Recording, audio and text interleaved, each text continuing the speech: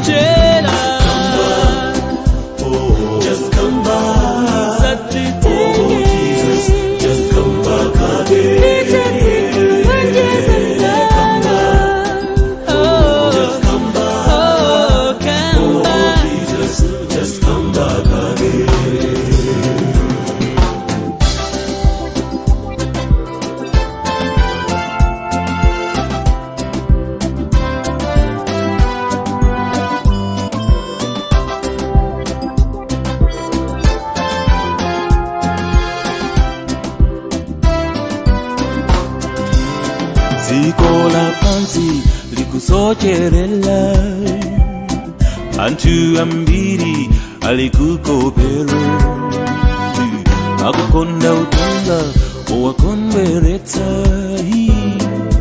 inu Yesu just come back again. Nawo walaliki akusocheretsa akupeza pindu ndi utenga wanu alo motingeza tisiye chimoi inu Yesu just come back again. Come back, just come back, Jesus, just come back again. Just come back again. Come back, just come back. Jesus, just come back again.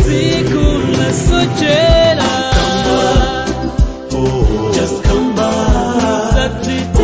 Jesus, just come back again.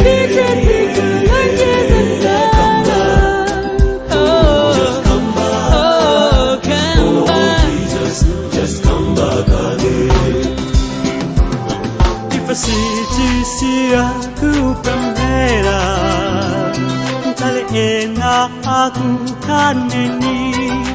Hoy neni panjalanga tita pempelabe, tuli konse kutita.